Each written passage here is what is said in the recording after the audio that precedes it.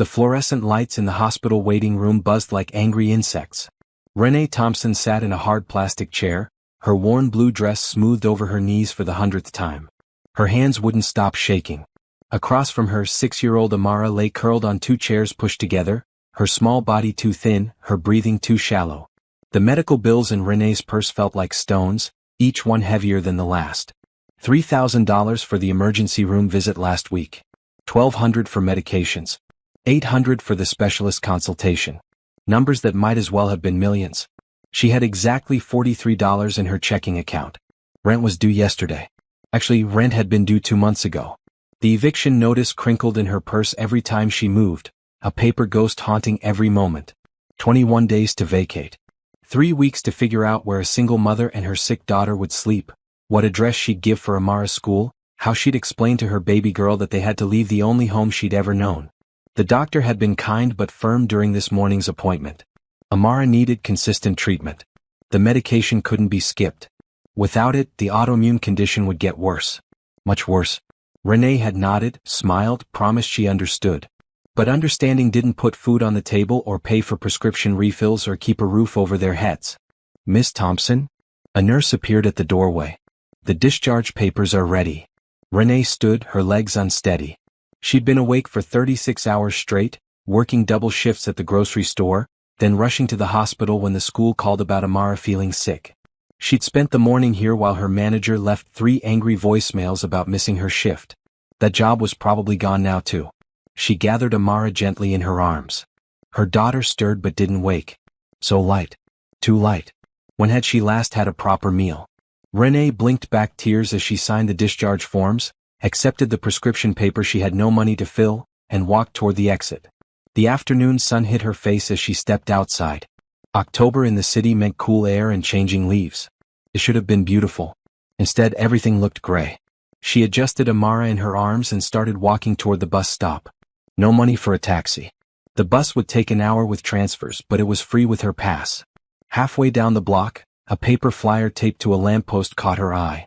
Bold letters announced, "Bennett Industries hiring event today, all positions walk-ins welcome 2 to 5 p.m. Below that, an address just 4 blocks away. Renee stopped walking. Her arms ached from carrying Amara. Her feet hurt in the old flats she'd worn through at the heels. Every part of her body screamed for rest. But something in her chest, some stubborn flame that refused to die, flickered stronger. 4 blocks. She could make 4 blocks. Maybe they needed someone to clean offices. Maybe they needed help in the cafeteria. Any job, any money, was better than watching her daughter suffer because she couldn't provide. She shifted Amara higher in her arms and changed direction. Bennett Industries occupied a gleaming tower of glass and steel. The kind of building Renee usually walked past without looking up, knowing it wasn't for people like her. But today she pushed through the rotating doors, her head high despite everything. The lobby was all marble floors and modern art. A security guard looked up from his desk. "Can I help you?" "I'm here for the hiring event," Renee said. Her voice came out stronger than she felt. The guard consulted his clipboard. "That's on the 3rd floor. Elevators are to your right." "Thank you." She headed for the elevators, whispering to Amara, "Just a little longer, baby. Mama's going to fix everything." The elevator doors opened. A small group of people in professional clothes stood waiting. They looked at her sleeping child, at her worn dress and scuffed shoes. Renee lifted her chin and stepped inside. She pressed the button for the 3rd floor. The elevator climbed. Renee watched the numbers light up. 1, 2, 3. But the doors didn't open. 4, 5, 6. Someone must have pressed a higher floor. The elevator kept rising. 10, 15, 20. The other passengers got off at various floors until Renee stood alone with her sleeping daughter. 28, 29, 30. The elevator stopped. The doors opened onto a quiet hallway with thick carpet and expensive artwork. A sign on the wall read, "Executive Offices Private."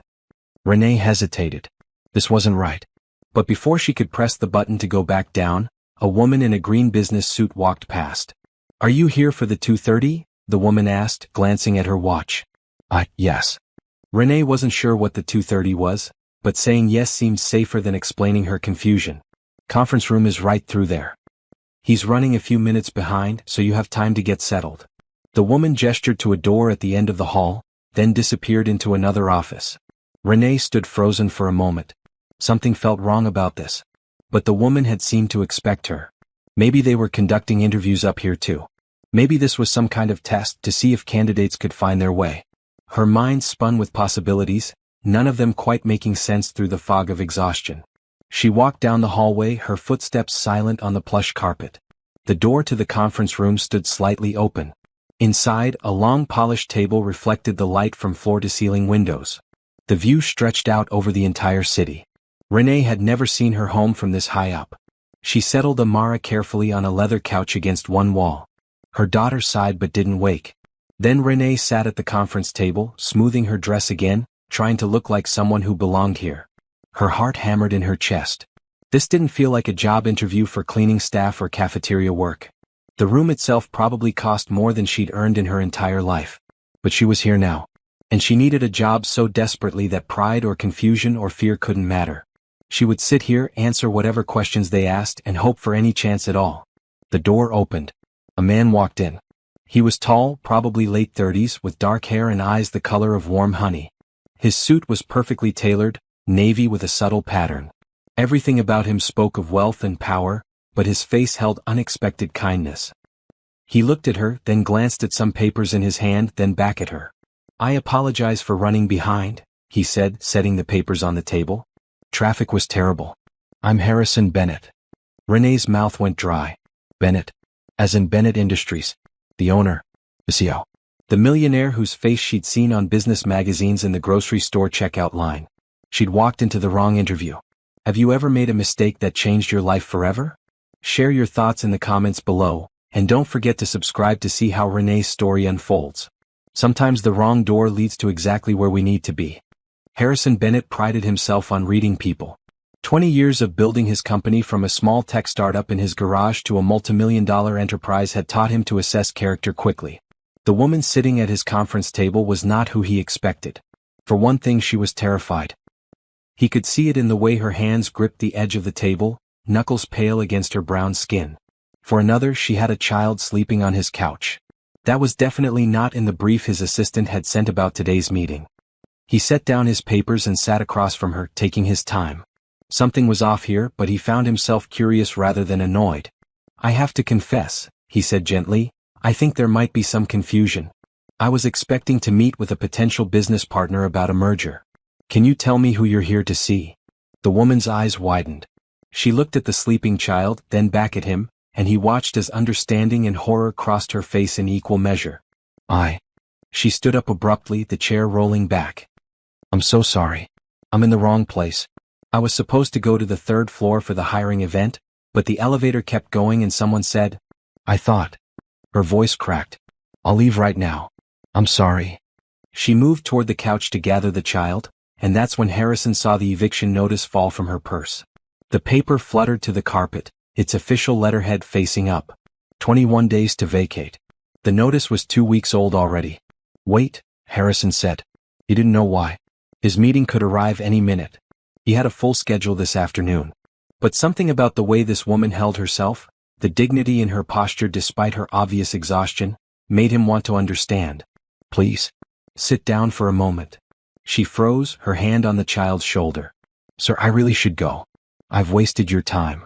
"My time is mine to waste." He smiled, trying to put her at ease. "And technically my 2:30 is late, so you're not keeping me from anything. What's your name?" She hesitated, then slowly moved back to the table. But she didn't sit. "Renee Thompson."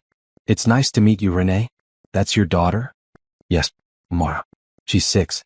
She's not feeling well and Renee took a breath. "I saw the flyer about your hiring event. I need work. Any work. I'm a hard worker, I'm reliable, I can do anything you need. I need a chance." The exhaustion in her voice was profound. Harrison found himself leaning forward, his business instincts fading into simple human concern. "When did you last sleep?" The question seemed to surprise her. Yesterday morning, I think. Maybe the day before. I've been working double shifts." "Sit down." It wasn't a request this time. "Please." She sat, her spine straight despite her obvious fatigue. Harrison noticed details now. The blue dress was clean but worn at the seams. Her shoes had holes in the soles. But her hair was neatly pulled back, and there was a quiet strength in the set of her shoulders. "Tell me what's happening," he said. "The truth." Renee looked at him for a long moment. He expected her to deflect, to give him some polished story. Instead, she told him everything. She told him about Amara's autoimmune disorder, diagnosed 2 years ago. About the medical bills that destroyed her savings. About her ex-husband who walked out when things got hard, leaving her to manage everything alone. About losing her better-paying job when she had to take too much time off for hospital visits. About the grocery store job that barely covered food, let alone rent and medicine. About the eviction notice. About this morning's hospital visit and the medication she couldn't afford to fill. She spoke calmly, stating facts without self-pity or drama. It was the matter-of-fact tone that got to Harrison. This woman had clearly stopped expecting sympathy or help. She was simply explaining her situation because he'd asked. When she finished, silence filled the room. Harrison sat back in his chair, processing everything. He'd grown up with money, but his father had made sure he understood that not everyone was so fortunate. His company had good benefits, fair wages, and community programs. But sitting across from someone living through this level of struggle put everything in sharp perspective. "What were you hoping to find at the hiring event?" he asked. "Anything," Renee said simply. "Cleaning crew, cafeteria staff, mailroom. I type fast. I'm good with numbers. I can file, answer phones. I'll work nights, weekends, whatever you need. I just need enough to pay rent and cover Amara's medication." "What's your educational background?" 2 years of community college. Business administration. I had to drop out when Amara got sick, but I was doing well. 3.7 GPA. Harrison pulled out his phone and sent a quick text to his assistant. "Cancel my 2:30. Reschedule for tomorrow." Then he looked back at Renee. "I have a proposal," he said. "My personal assistant recently left to have a baby. I need someone organized, intelligent, and capable of handling a demanding schedule. The job comes with full health benefits starting immediately, including coverage for dependents. The salary is $75,000 a year to start." Renee stared at him. "I don't understand. I'm offering you a job as my personal assistant. But, you don't know me. You don't know if I can do the work. This is..." She shook her head. "This is charity." "It's opportunity," Harrison corrected. "You said you're good with numbers and organization. Are you?" "Yes." "Can you handle a busy calendar, coordinate meetings, manage correspondence, and keep confidential information confidential?" "Yes." "Then you can do this job." "And Renee?" He leaned forward. "I didn't build this company by making bad hiring decisions. You walked in here with nothing to gain by being honest, and you told me the truth anyway. That's worth more than any resume." Tears welled in her eyes. "Why would you do this?" "Because you need help and I need an assistant. It's that simple." He pulled a business card from his pocket and wrote on the back. "This is my assistant's number. Call her tomorrow morning. She'll set up your paperwork and get you oriented. Benefits start immediately, so get Amara's medication filled tomorrow. Send the receipt to HR, they'll reimburse you." Renee took the card with shaking hands. She looked at it, then at him, then back at the card. "I don't know what to say." "Say yes." "Yes." The word came out as a whisper. "Yes, thank you. I'll work harder than anyone. I promise you won't regret this." Harrison smiled. "I believe you. Now go home. Get some sleep. Kiss your daughter. Fill those prescriptions. Come in Monday morning at 8 and we'll get started." Renee stood, still clutching the card like a lifeline. She moved to the couch and gently lifted Amara into her arms. The little girl stirred, opened her eyes halfway and mumbled, "Mama?" "We're going home, baby," Renee said softly. "Everything's going to be okay now." She walked to the door, then turned back. "Mr. Bennett?" "Harrison," he said. "If we're going to work together, call me Harrison." "Harrison." She smiled and it transformed her whole face. "Thank you for seeing me. Not just meeting with me. Seeing me." After she left, Harrison sat alone in the conference room for a long time. He'd made business decisions worth millions, negotiated deals that changed his company's trajectory, hired hundreds of employees. But something about this felt different. Important in a way he couldn't quite name.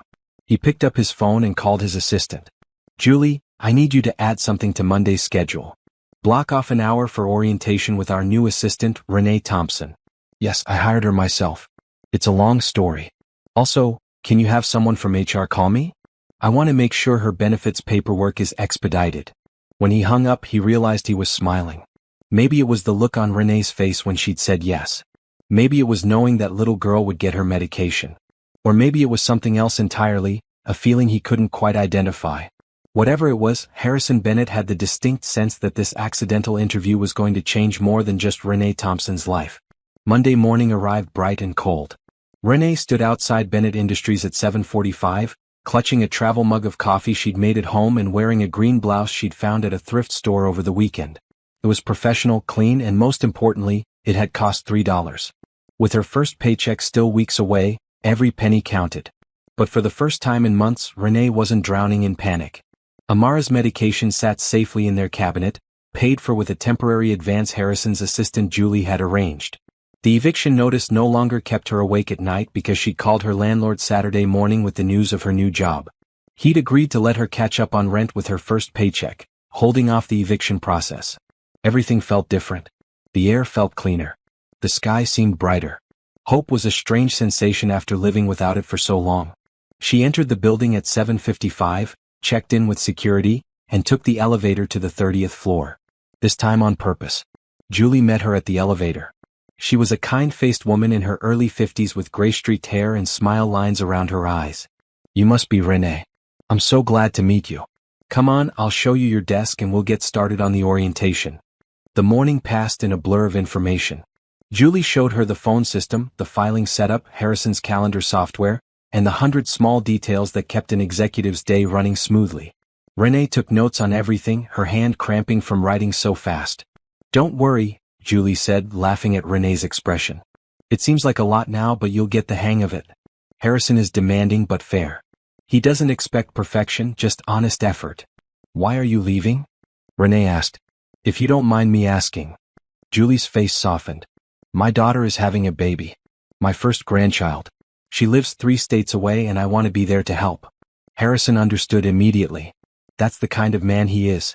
He makes tough business decisions, but he remembers that people have lives outside these walls. At noon, Harrison emerged from his office. He wore a gray suit today, and his tie was already loosened like he'd been working hard since early morning. "How's the orientation going?" "Good," Renee said, then corrected herself. "Really well. Julie is an excellent teacher." "She is." Harrison smiled at Julie. "Any problems?" "None," Julie said. "Renee is picking everything up quickly. She'll be ready to take over next week." "Actually," Harrison said, looking at Renee, "I thought we could do a working lunch. Julie, do you mind if I steal her for an hour?" "Not at all.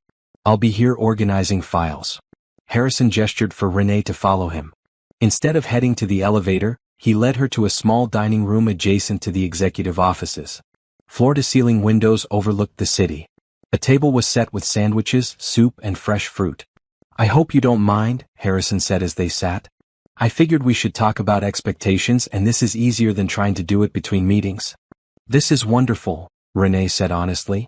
She'd packed a peanut butter sandwich for lunch, now safely in her purse. The spread looked like something from a restaurant. They ate while Harrison explained his work style. He liked his calendar organized by priority, not just time. He needed someone who could anticipate problems and head them off. He traveled occasionally and would need help coordinating those trips. Most importantly, he valued honesty above everything else. "If you make a mistake, tell me," he said. "If you don't understand something, ask. If you're overwhelmed, say so. I can't fix problems I don't know about." "I understand," Renee said. "And Harrison, I want you to know I'm grateful, but I'm not going to let gratitude make me a bad employee. I'll do excellent work because that's who I am, not just because you helped me." Harrison's expression grew thoughtful. "That's exactly the attitude I was hoping for. How is Amara? Did you get her medication?" "Yes. She took her first dose Saturday night. Thank you for making that happen so quickly." Renee paused, then added, "She asked about you. She remembers falling asleep in your office. She said you have a kind face." Harrison laughed and the sound was warm. "Smart kid. Tell her I said hello." They finished lunch and returned to the main office area. The afternoon brought more training, more systems to learn, more details to absorb. By 5 o'clock, Renee's head swam with information. But underneath the exhaustion was excitement. She could do this. She was good at organizing, good at anticipating needs, good at staying calm under pressure. This job was challenging, but it fit her strengths perfectly. Julie left at 5:30 with final instructions and encouragement. "You're going to be great," she said, hugging Renee at the elevator. Harrison made the right choice. Renee worked until 6, wanting to review her notes one more time. When she finally gathered her things to leave, she noticed light still showing under Harrison's office door. She knocked gently. "Come in," he called. She opened the door. Harrison sat at his desk, tie completely off now, his jacket draped over his chair. Papers surrounded him, and his computer screen glowed with spreadsheets. "I wanted to say good night," Renee said. "And thank you again. For everything." Harrison looked up. In the evening light, his eyes seemed even warmer than before. "You don't have to keep thanking me, Renee. This is a job. You're going to earn every penny." "I know. But I also know you didn't have to give me this chance. So thank you. I'll see you tomorrow." She turned to go, but his voice stopped her. "Renee? For what it's worth, I'm glad you got on the wrong elevator." She smiled back at him. "So am I." The bus ride home felt different than usual. Renee watched the city pass by her window and felt something she hadn't experienced in years: anticipation for tomorrow. Not dread. Not anxiety. Just simple, quiet anticipation. When she got home, Amara was doing homework at their small kitchen table. Her babysitter, Mrs. Chin from next door, sat reading a magazine. The older woman looked up with a smile. "She had a good day," Mrs. Chin reported. "Ate all her dinner. Did her reading. How was your first day?" "Perfect," Renee said. She paid Mrs. Chin, thanked her profusely, and locked the door behind her. Amara looked up from her math worksheet. "Mama, you're smiling. You don't smile when you come home from the grocery store." Renee laughed and pulled her daughter into a hug. "That's because this is a much better job, baby. With better people." "Is it the man with the kind face?" "Yes. Mr. Bennett is my new boss." Amara considered this. "He gave you tissues when you were crying. I remember now. He's nice." "He is nice," Renee agreed. She helped Amara finish her homework, made them both hot chocolate, and read 3 bedtime stories instead of the usual one.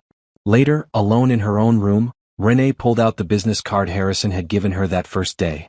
She kept it in her wallet, touching it occasionally over the weekend to make sure this was real and not some exhaustion-induced dream. The card was real. The job was real. The change in her life was real. She set the card on her nightstand where she could see it first thing in the morning. Then she turned off the light and fell asleep without fear for the first time in months. 3 weeks passed in a blur of learning and adjustment. Renee arrived at the office each morning at 7:30, a full 30 minutes before she needed to, wanting to be prepared before Harrison's day began. She mastered his calendar system, learned to anticipate which meetings would run long, and figured out how he liked his coffee. Black, 2 sugars, but only after 10 a.m. The work was challenging, but Renee thrived on it. Her brain, dulled by months of survival mode, woke up again. She found herself thinking 3 steps ahead, organizing not just what Harrison needed today but what he'd need next week. She built spreadsheets to track his projects, created filing systems that made sense, and slowly, steadily, made herself indispensable. Harrison noticed. "You reorganized the client files," he said one morning, standing at her desk with a folder in his hand. Renee looked up, worried she'd overstepped. "I'm sorry, I should have asked first. I just thought if we categorized them by project status instead of alphabet, it would be easier to find active accounts. I can change it back." "Don't you dare." Harrison smiled. "This is brilliant. I've been looking for the Morrison file for 3 days. Now I can actually find things. Thank you." He walked back into his office and Renee released the breath she'd been holding. She was learning that Harrison wasn't the type to micromanage. He hired people he trusted and let them work. It was freeing in a way she hadn't expected. At home, life improved even more dramatically. Amara's health stabilized with consistent medication and regular checkups covered by the company insurance. The little girl started gaining weight, her energy returning week by week. She joined the school's art club and came home chattering about painting and clay sculptures. Renee paid off her back rent with her first paycheck. The landlord, Mr. Rodriguez, a grandfather of 5, actually smiled at her for the first time in months. "I'm glad things turned around," he said. "You're a good tenant. I didn't want to evict you."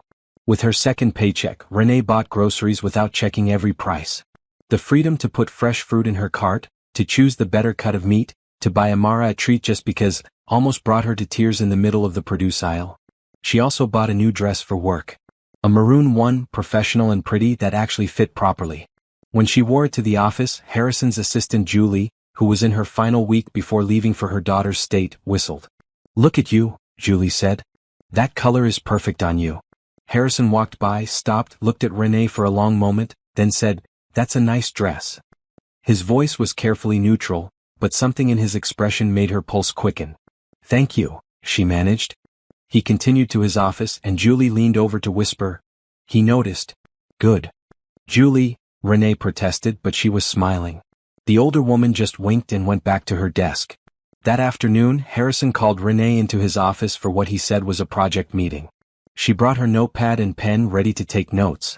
Instead, he gestured for her to sit in one of the comfortable chairs by his window rather than across from his desk. "I wanted to talk to you about something," Harrison said, settling into the chair beside hers. The casual arrangement felt different, more personal. "I've been impressed with your work these past few weeks. You're organized, proactive, and you understand the business faster than I expected." "Thank you," Renee said. "I enjoy the work." "Good. Because I want to teach you more. I don't want you to just manage my calendar. I want you to understand what we do here, why we make the decisions we make.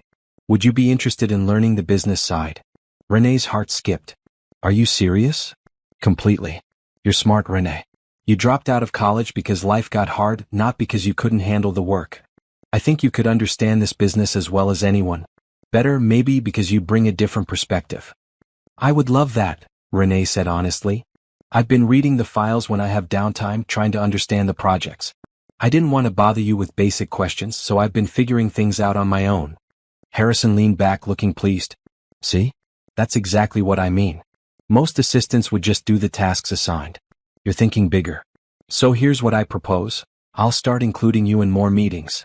Not just to take notes, but to observe and learn. Ask me questions. Challenge my thinking.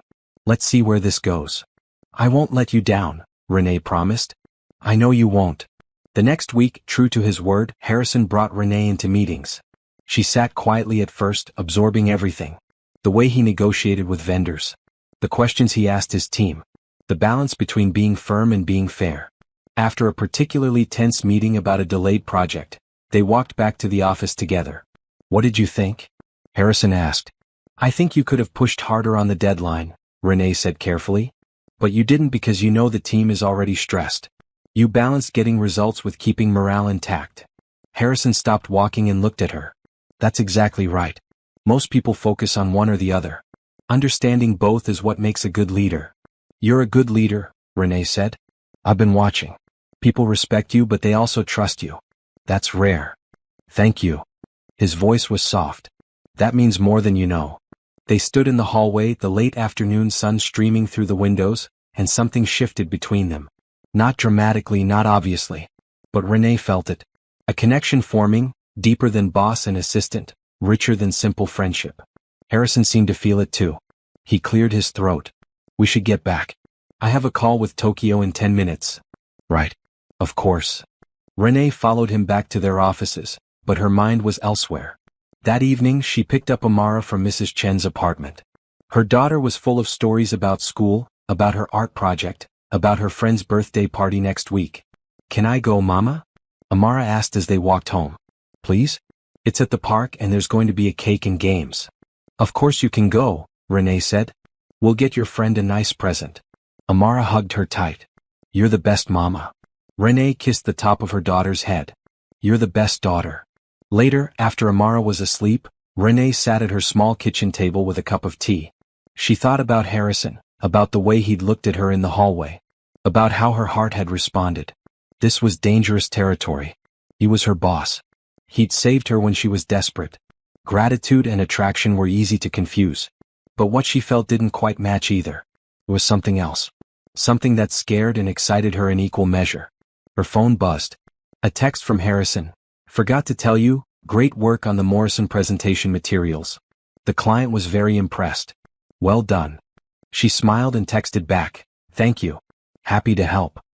His response came quickly, "See you tomorrow?" 3 simple words. But Renee found herself reading them twice, her smile refusing to fade. Winter arrived early that year, bringing sharp winds and the first snow in mid-November.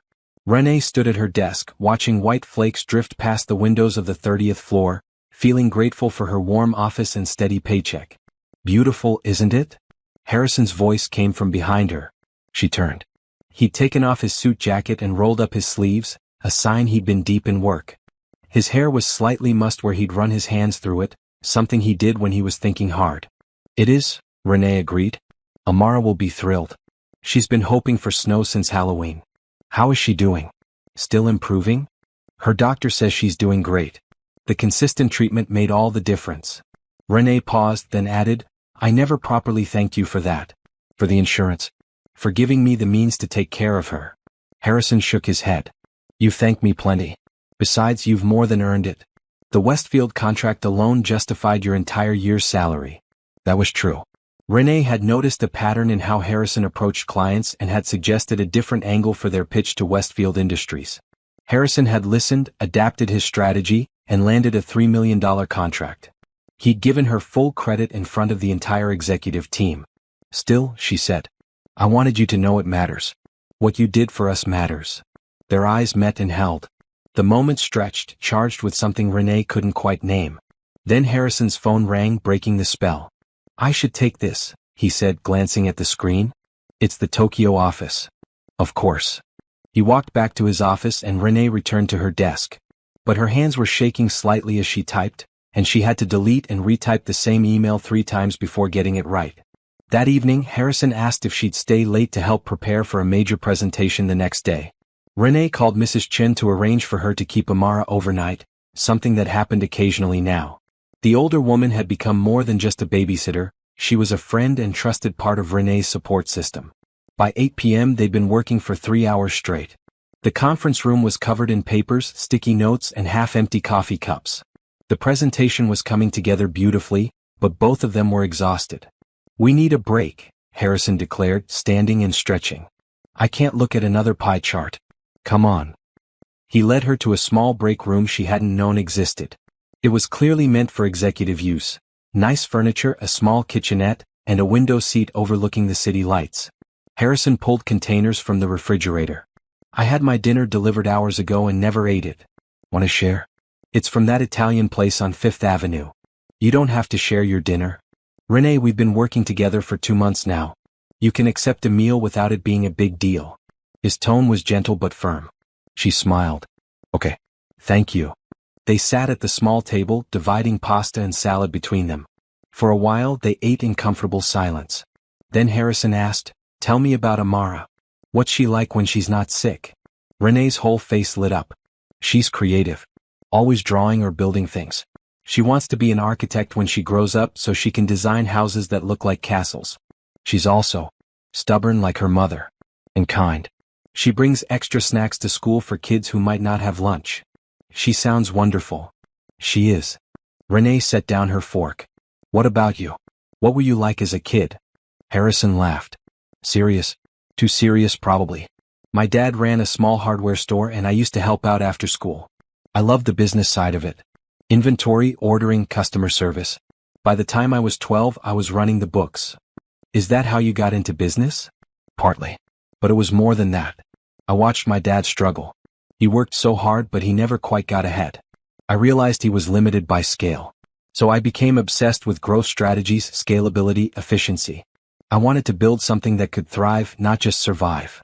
"And you did," Renee said. "Bennett Industries is incredible."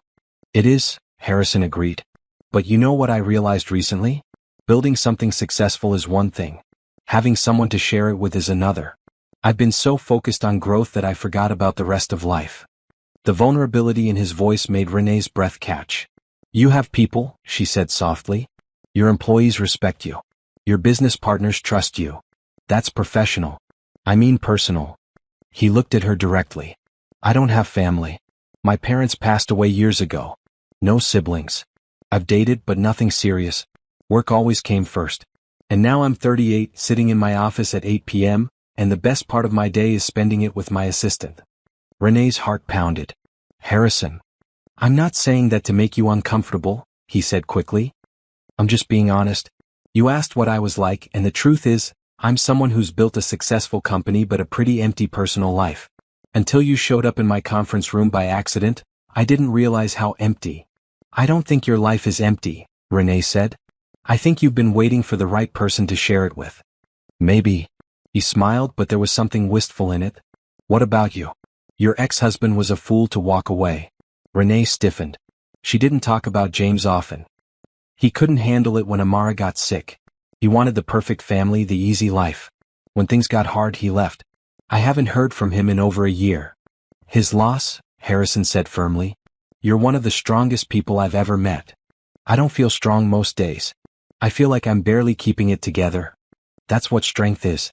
Keeping it together when everything's falling apart. You did that. You're doing it now. He reached across the table and gently took her hand. You should give yourself more credit. His hand was warm, his touch gentle. Renee knew she should pull away. This was crossing a line. But she didn't want to.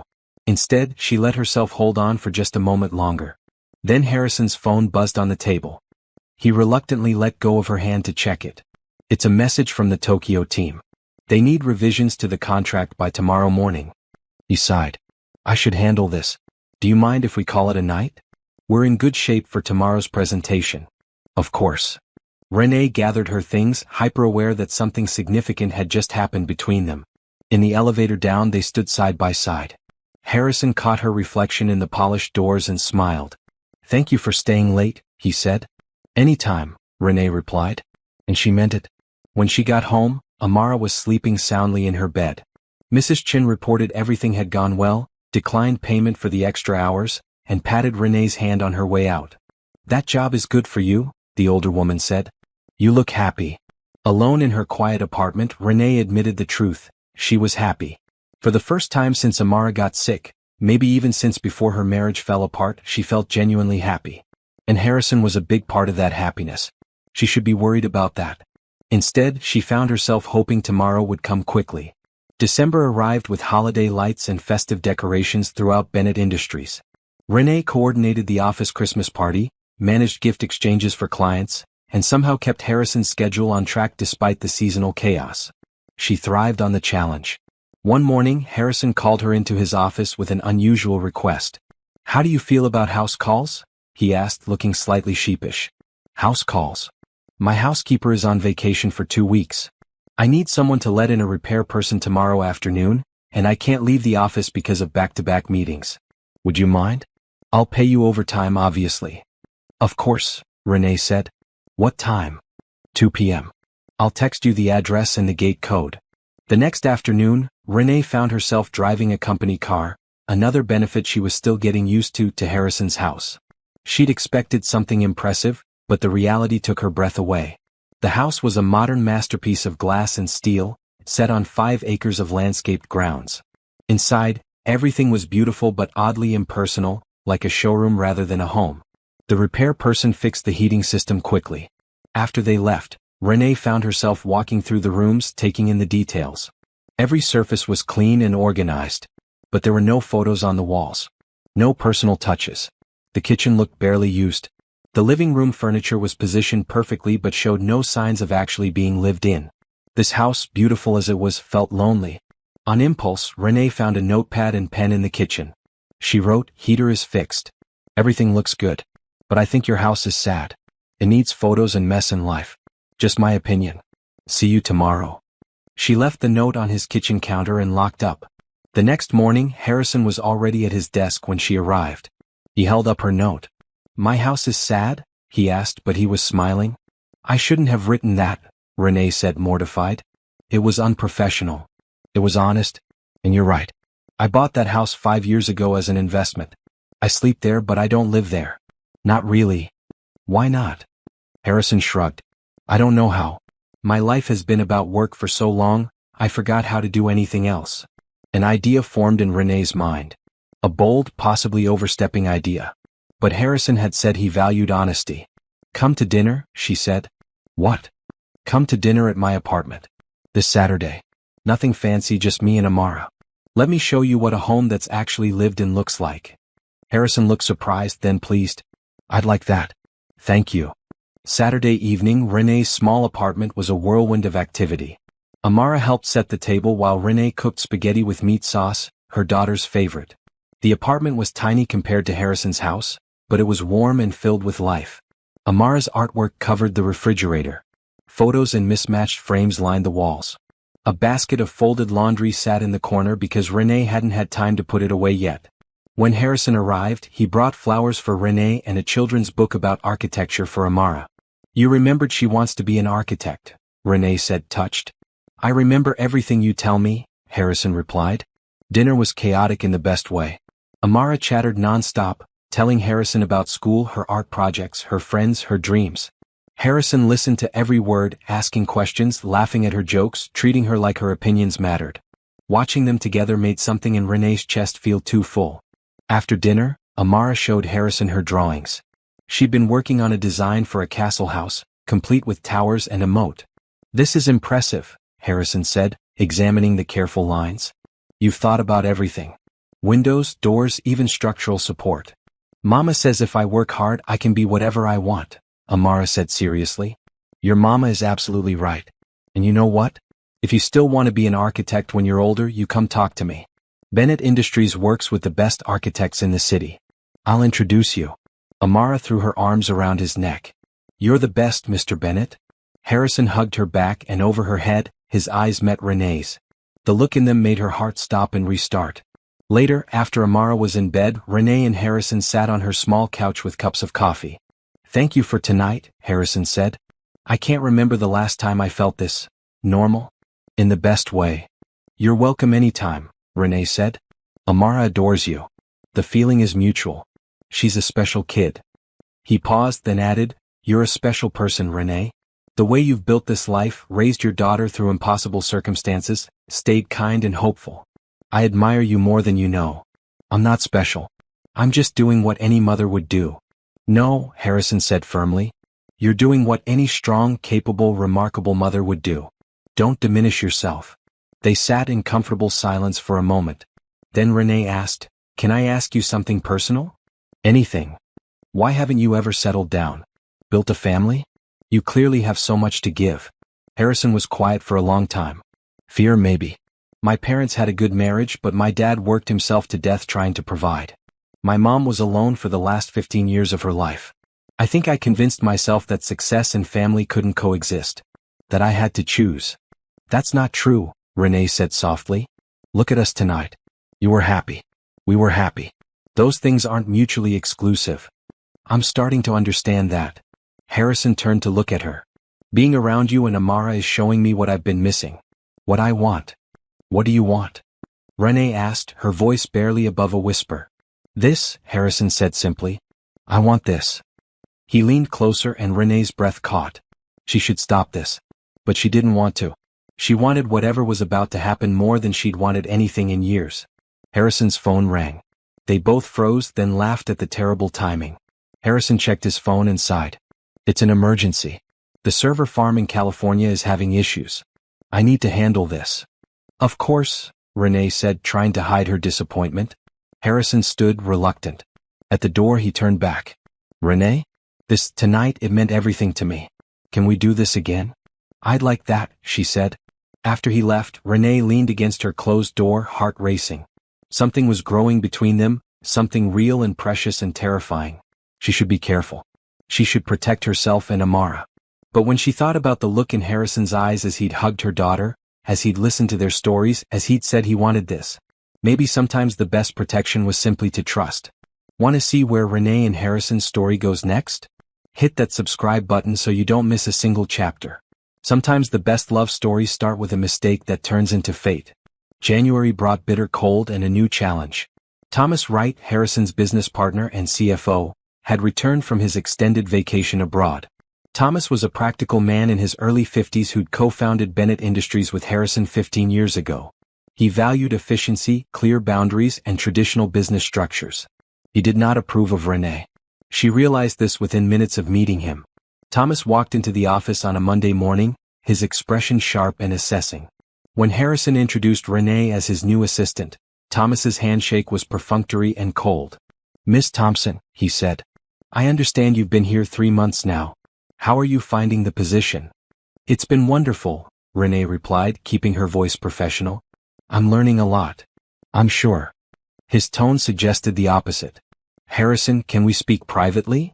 They disappeared into Harrison's office. Through the closed door, Renee could hear the rise and fall of voices but couldn't make out words. When Thomas emerged 30 minutes later, He gave Renee a tight smile and left without another word. Harrison appeared at his doorway. "Renee, can you come in?" She followed him into his office, noting the tension in his shoulders. "Thomas has concerns," Harrison said carefully. "About us. Us. He thinks I'm blurring personal and professional lines.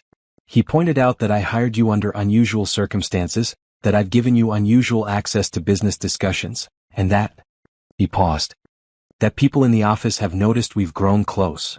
Renee felt her stomach drop. "I've been completely professional. I know. This isn't about your behavior. It's about perception." Harrison ran a hand through his hair. "Thomas thinks it looks bad. That clients might question my judgment. That employees might feel I'm showing favoritism. Am I being fired?" The question came out steady despite the fear racing through her. "God, no." Harrison looked horrified. "Renee, no. Never. You're the best assistant I've ever had, and more than that, you've become." He stopped, seeming to struggle with words. "You've become important to me. As a colleague, as a friend, as what?" Renee prompted gently. Harrison met her eyes. "I think you know what. I think you've known for a while, just like I have." "Then what are we doing?" Renee asked. "Are we pretending we don't feel whatever this is? Are we supposed to ignore it for the sake of appearances?" "I don't know," Harrison admitted. "I don't want to put you in a difficult position. Your job, your benefits, Amara's healthcare, they all depend on me. That creates a power imbalance that I never want to exploit." Renee understood what he was saying. She appreciated his integrity.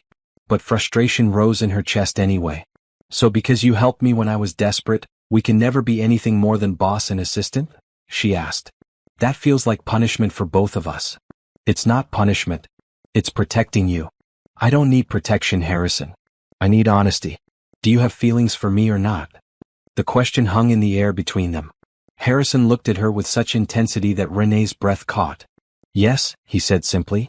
"I have feelings for you. Strong ones. Feelings that keep me awake at night. Feelings that make me check the clock every morning waiting for you to arrive. Feelings that made me fall in love with your daughter almost as fast as I fell for you."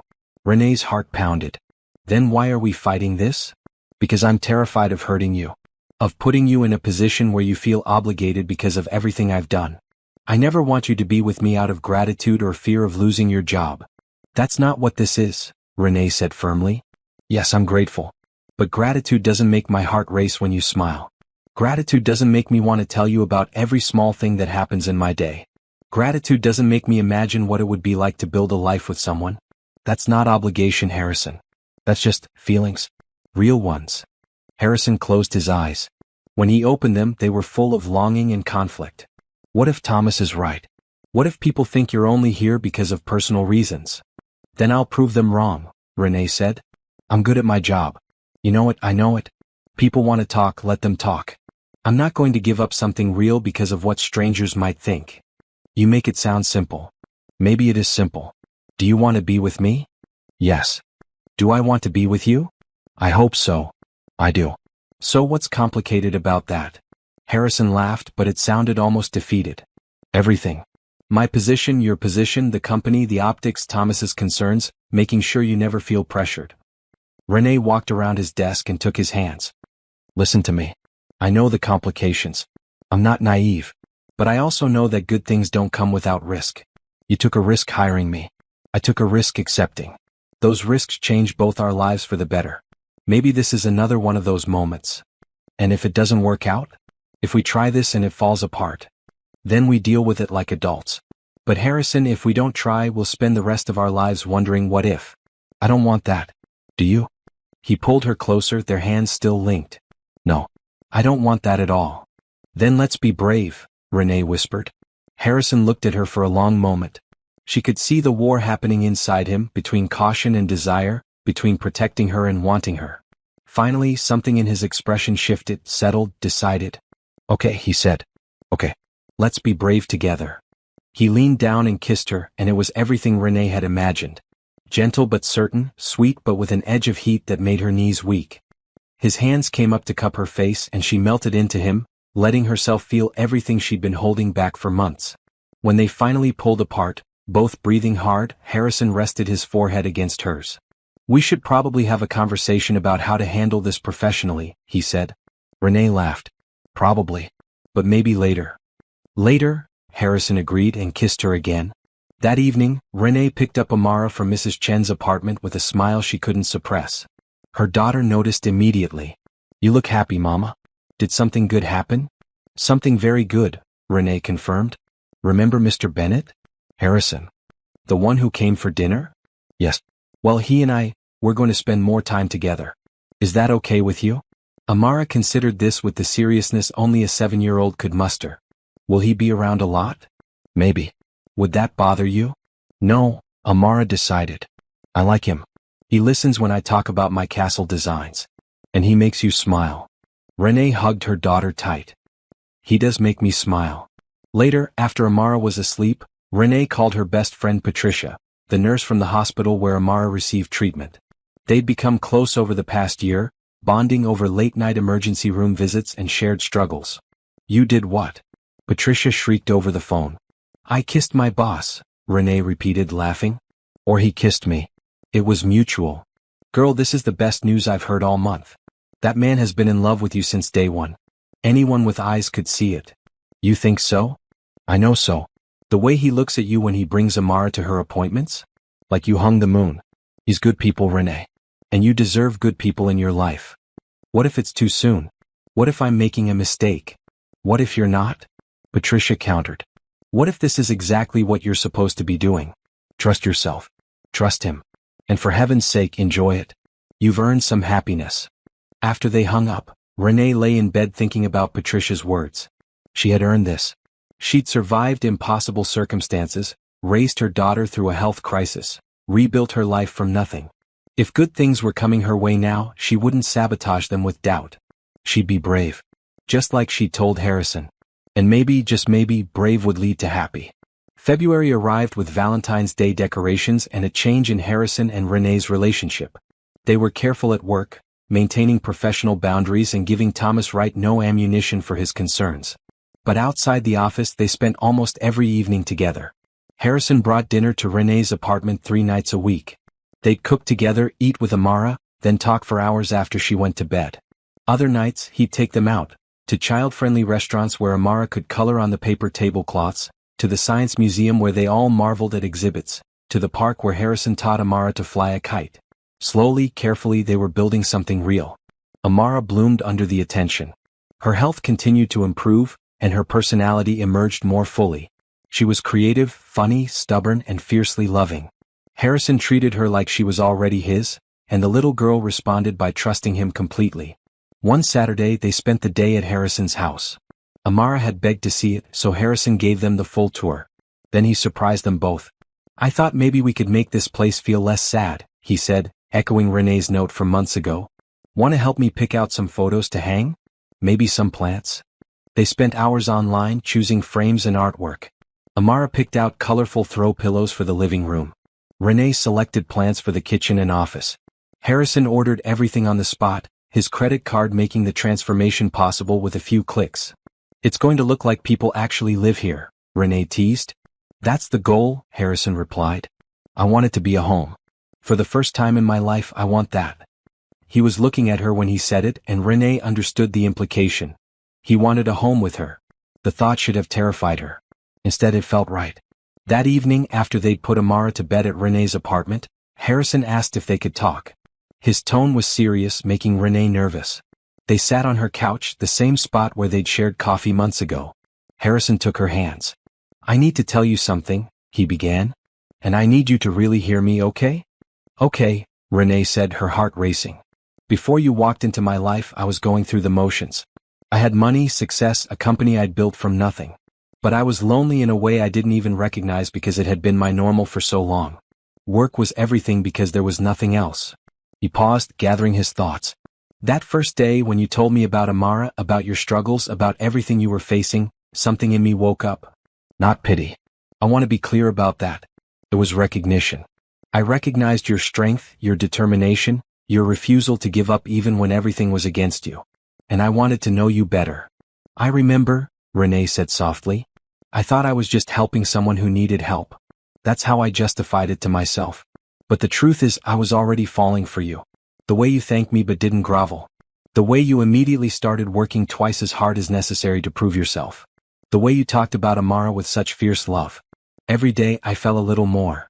Tears pricked Renee's eyes. Harrison. Let me finish, he said gently. These past few months with you and Amara, they've been the happiest of my life.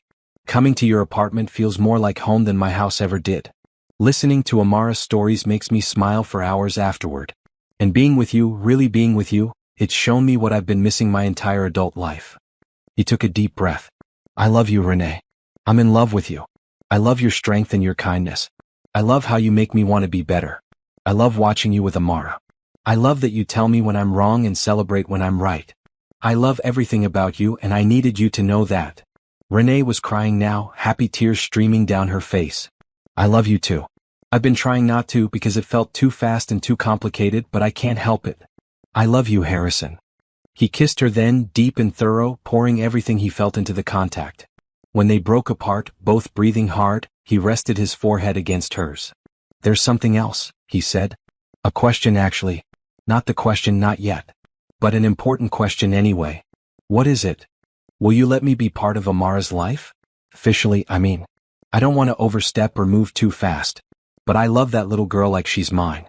I want to be there for her doctor appointments, her school events, her daily life. I want to be someone she can count on. Is that okay? Renee pulled back to look at him fully. The vulnerability in his face, the hope mixed with fear, made her love him even more.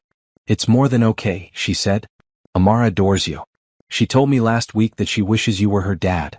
I think she'd be thrilled to have you more involved in her life. Really? Harrison's smile was brilliant. Really? But Harrison, you need to understand what you're signing up for. Kids are messy and loud and exhausting. There will be bad days and meltdowns and times when nothing makes sense. It's not always sweet moments and kite flying. I know, Harrison said. And I want all of it. The good days and the hard days. I want to be there through everything. I want to be a family, Renee. The three of us. Then we're a family, Renee said, fresh tears flowing. Starting right now. They held each other on that couch for a long time, planning and dreaming about their future. Harrison talked about taking them on vacation, maybe to the beach where Amara had never been. Renee talked about moving to a bigger apartment now that her finances were stable, somewhere with a yard for Amara to play. Harrison quietly suggested that maybe, eventually, they wouldn't need separate apartments at all. It was late when Harrison finally left. At the door, he kissed her one more time. I meant every word, he said. I love you. I love Amara. This is real for me. It's real for me too, Renee promised. After he left, she stood in her small living room, looking at the life she'd built from rubble. 3 months ago, she'd been evicted and desperate. Now she had love, stability, hope, and a future that looked bright. Sometimes the wrong elevator led to exactly the right place. Spring arrived with cherry blossoms and new possibilities. Harrison and Renee's relationship deepened week by week. They were no longer hiding, though they remained professional at work. Thomas Wright had grudgingly accepted the situation after Harrison made it clear that Renee's position was based on merit, not favoritism. Her performance reviews, conducted by HR independently, proved it. Harrison started spending more nights at Renee's apartment than at his own house. He kept a drawer of clothes there, a toothbrush in the bathroom. Amara started calling him Harrison instead of Mr. Bennett, and sometimes in unguarded moments she'd slip and call him Dad. Neither Harrison nor Renee corrected her. One Saturday in late March, Harrison took them to the aquarium. Amara pressed her face against the glass of the shark tank, fascinated. Harrison and Renee stood behind her, his arm around her waist. She's happy, Renee observed. Really genuinely happy. I haven't seen her this carefree since before she got sick. She's healthy, Harrison said. Her last checkup was perfect, right? Perfect. The doctor said she's responding so well to treatment that we might be able to reduce her medication next year. Renee leaned into Harrison's warmth. That wouldn't have been possible without you. Without the insurance, without the stability you gave us. You would have found a way, Harrison said. You're the strongest person I know. Maybe. But I'm glad I didn't have to do it alone this time. After the aquarium, they drove to a lakeside cabin Harrison had rented for the weekend. It was small but beautiful, right on the water with a deck overlooking the lake. Amara ran around exploring while Renee and Harrison unpacked the car. How did you find this place? Renee asked, carrying grocery bags into the kitchen. I've been looking for somewhere we could go together. Away from the city, from work, from everything. Just us. Harrison set down his bags and pulled her close. I wanted to make a memory with you too. Something special. That weekend was everything Renee could have hoped for. They cooked together, played board games, walked along the lake shore. Harrison taught Amara to skip stones across the water. They made s'mores over the fire pit and told stories under the stars. On Sunday evening as they packed to leave, Amara asked, "Can we come back here?" "Definitely," Harrison promised. "Anytime you want." "What if we came back for my birthday? It's in July. Mama always says we'll do something special, but we never have money for trips." Harrison glanced at Renee, checking. She nodded, smiling. "I think that's a perfect idea. We'll plan a birthday trip." The drive home was quiet, all three of them tired but content. Amara fell asleep in the back seat. Harrison reached over and took Renee's hand. "Thank you for this weekend," he said. "For letting me be part of these moments." "Thank you for wanting to be part of them," Renee replied. The next few weeks brought a new development. Harrison started looking at houses. Not mansions or showpieces, but real family homes with yards and good school districts. He showed Renee listings on his tablet during their lunch breaks. "This one has 4 bedrooms, he'd say. "One for us, one for Amara, one for a home office, and one for guests. And look at this backyard. Perfect for a swing set." Renee's heart would skip at the casual way he said, "us," and "for Amara." He was planning a future that included them both, and he did it so naturally, like there had never been any other option. One evening in late April, Harrison sat at Renee's kitchen table helping Amara with a math assignment. Renee cooked dinner, listening to their conversation. "But why do I need to know fractions?" Amara complained. "When will I use this?" "All the time," Harrison said seriously. "When you're an architect, you'll need fractions for measurements. If a wall needs to be 3/4 the height of another wall, you need to know fractions to calculate that." "Oh." Amara considered this. "That makes sense. Okay, show me again." Harrison patiently walked her through the problem. Renee watched them, her heart full to bursting. This was what family looked like. Not perfect, not always easy, but real and loving and steady. After dinner, after Amara was in bed, Harrison helped Renee clean up. "You're good with her," Renee said, washing dishes while Harrison dried. "She makes it easy. She's a great kid." "She is. But you're also patient and kind, and you actually listen to her." Her own father barely did that before he left. Harrison set down the dish he was drying and turned Renee to face him. "I'm not her father. But I want to be.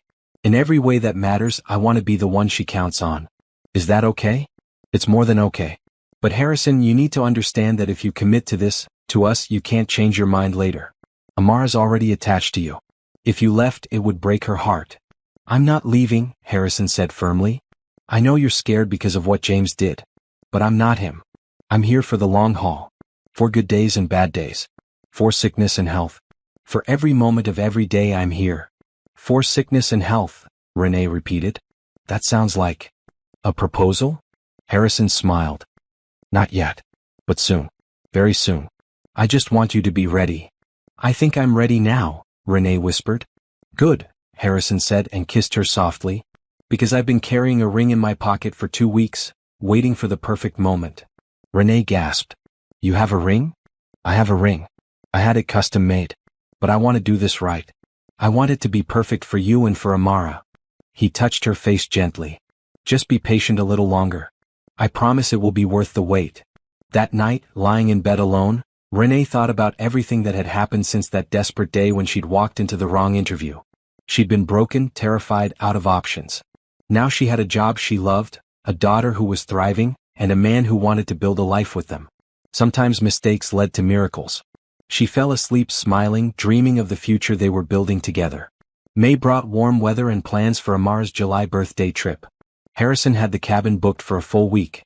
They'd planned hiking, swimming, and a birthday picnic by the lake. Amara talked about it constantly, counting down the days. Everything was perfect. Too perfect, maybe. On a Tuesday morning in mid-May, Renee got a call from Amara's school nurse. Her daughter had complained of feeling dizzy during recess. She had a fever. Could Renee pick her up? Panic hit Renee like a physical blow. The autoimmune disorder. It had been so stable. What if it was flaring up? What if the medication wasn't working anymore? What if all the progress they'd made was disappearing? She rushed out of the office, barely stopping to tell Harrison where she was going. He followed her to the elevator. "I'm coming with you," he said. "You have meetings. They can wait. You're scared and I'm not letting you do this alone. They picked up Amara from school and drove straight to the hospital. The same hospital where they'd been so many times before, where Patricia worked, where Renee had spent countless terrified hours. In the waiting room, Amara curled up in Renee's lap, listless and warm. Harrison sat beside them, one hand on Renee's shoulder, offering silent support. What if it's back? Renee whispered. What if she's getting worse again? We don't know that, Harrison said calmly, though she could hear the worry in his voice. Let's wait for the doctor. Patricia appeared, her nurse's uniform crisp and professional. But her eyes were kind as she looked at Renee. Hey sweetie, she said to Amara. Let's get you checked out, okay? They followed her to an exam room. A doctor Renee knew well, Dr. Martinez, came in to examine Amara. He checked her temperature, listened to her heart and lungs, asked questions about her symptoms. I'm going to run some tests, he said. Just to be thorough. Blood work, throat swab, the usual. It might take a couple of hours for results. Is it her autoimmune condition? Renee asked, her voice tight. Let's not assume anything yet. Fever and dizziness can mean a lot of things. Let's see what the tests tell us. The next 2 hours were agony. Renee sat in the waiting room with Amara sleeping against her, and Harrison beside her holding her hand. They didn't talk much. There wasn't anything to say that would make this easier. Patricia brought them coffee. She sat with them for a few minutes on her break. She's going to be okay, Patricia said. I can feel it. You can't know that, Renee said, tears threatening. No. But I believe it anyway. Sometimes belief is all we have. Finally, Dr. Martinez appeared in the waiting room doorway. Renee's heart stopped. Renee, Harrison, can you come with me? They followed him to a private consultation room, Amara still sleeping in Renee's arms. Renee's hands shook. Harrison's arm around her was the only thing keeping her upright. Dr. Martinez sat down across from them. He was smiling. Renee's brain couldn't process that. Why would he smile if the news was bad? It's a virus, Dr. Martinez said. A common spring virus, nothing more. Completely unrelated to Amara's autoimmune condition. Her blood work actually shows continued improvement. The treatment is working beautifully. This is just a regular childhood illness. She'll be fine in a few days with rest and fluids. The relief was so intense that Renee couldn't breathe. You're sure? I'm positive. The throat swab confirms it's a viral infection. Her immune markers are stable. This is actually good news in a way. It means her immune system is responding to threats normally, which shows how well the medication is managing her condition. Renee burst into tears. All the terror, all the what-ifs, all the fear she'd been holding for hours poured out. Harrison held her, his own eyes wet. Thank you, he said to Dr. Martinez, his voice rough. Thank you so much. She's a strong kid, the doctor said. You've both done an amazing job managing her care. Keep doing what you're doing. I'll write a prescription for the virus symptoms, but mostly she just needs rest. After Dr. Martinez left, Renee and Harrison sat alone in the consultation room. Amara stirred, woke up, looked at her mother's face. Mama, why are you crying? Happy tears, baby, Renee managed. Happy tears because you're going to be just fine.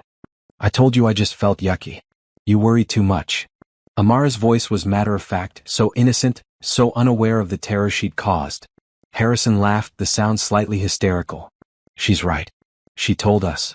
They took Amara home with medication for her symptoms and instructions to rest. Mrs. Chin met them at the apartment, having heard about the hospital visit. She hugged them all, fussed over Amara, and promised to check in tomorrow. After settling Amara in bed with juice and her favorite cartoon, Renee collapsed onto the couch. Harrison sat beside her, pulling her close. That was terrifying, Renee said. It was, Harrison agreed. But she's okay. She's going to be okay. I kept thinking about everything we've planned. The cabin trip, her birthday, all the time we thought we'd have. And I realized how much I need this. How much I need you and her and this life we're building. Harrison pulled back to look at her. His eyes were serious, intense. Renee, I need to say something. Okay. I was sitting in that waiting room watching you hold Amara, thinking about how much I love you both. And I realized I couldn't wait anymore for the perfect moment. Because this, right now, even after everything we just went through, this is perfect. You're perfect. This is our life with all its scary moments and beautiful moments. And I don't want to spend another day without making this official. He stood up and pulled a small blue box from his pocket. Then he got on one knee right there in Renee's tiny living room, with its mismatched furniture and Amara's drawings on the walls. Renee Thompson, you walked into my life by accident and changed everything. You showed me what home feels like. You taught me that success without love is empty. You and Amara became my family before I even realized I needed one. I love you with everything I have. Will you marry me? Renee looked at him kneeling there, this man who had saved her when she was desperate, who had fallen in love with her daughter, who had proven over and over that he was steady and true. Tears streamed down her face, but she was smiling. Yes, she said. Yes, I'll marry you. Harrison opened the box. The ring inside was beautiful, simple elegance with small diamonds catching the light. He slipped it onto her finger and it fit perfectly. They kissed there on the couch, sealing the promise. When they finally pulled apart, both laughing and crying, they heard a sound from Amara's room. Did you say yes, Mama? They turned to find Amara standing in her bedroom doorway, looking tired but alert. You're supposed to be resting, Renee said.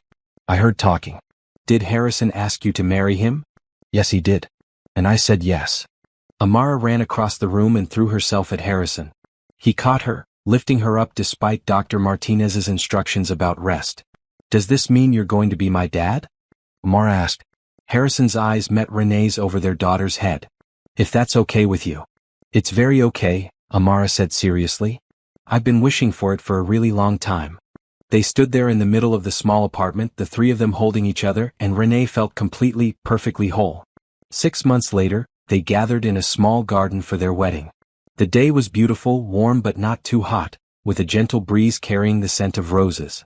Amara wore a red dress and carried a bouquet of white flowers as the flower girl. Patricia stood as Renee's maid of honor. Thomas Wright, who'd become genuinely warm toward Renee over the months, stood as Harrison's best man. Renee wore a simple white dress, her hair loose, her smile radiant.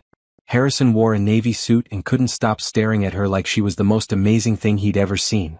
We gather today, the officiant began, to celebrate a love that started with a mistake and became exactly right. Harrison and Renee had written their own vows. Harrison went first, his voice steady despite the emotion in his eyes. Renee, you walked into my life when I didn't know I was lost. You showed me that wealth isn't just about money. It's about love, family, connection, hope. You've given me everything that matters.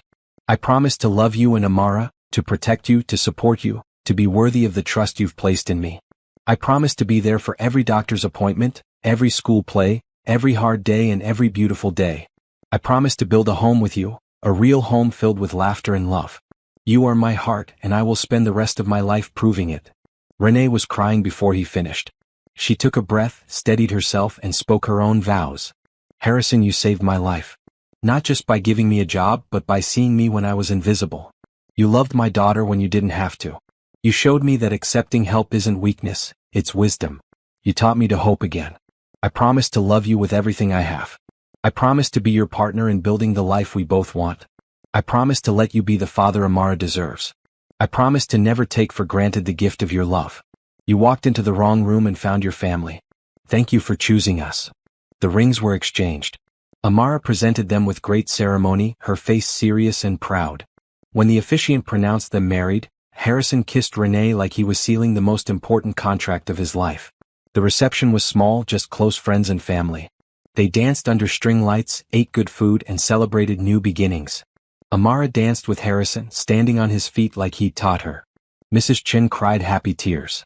Patricia gave a toast about love finding those who deserve it.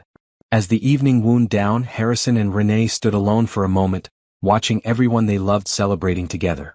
We did it, Renee said. We actually built this life. We did, Harrison agreed. And it's just the beginning. What's next? Harrison smiled. Everything. The house I found has an offer in. We're moving in next month. Amara's birthday trip is coming up. And then the rest of our lives. Together. Together, Renee echoed. I like the sound of that. They kissed again, soft and sweet, promising everything. In the background, Amara laughed at something Patricia said. Music played. Stars appeared in the darkening sky. 1 year ago, Renee had been desperate, broken, out of options. She'd walked into the wrong elevator, the wrong interview, the wrong room entirely. But it had been so perfectly right. Sometimes mistakes lead to miracles. Sometimes the wrong door opens on exactly the right life. And sometimes, when you're brave enough to accept love when it's offered, when you let go of pride and just say yes, everything falls into place. Renee Thompson had learned all of this. She'd learned that kindness matters, that hope is powerful, and that love, when it's real, changes everything. She'd also learned that happy endings aren't endings at all. They're beginnings. And this beginning, this beautiful, imperfect, perfect beginning, was exactly where she was meant to be.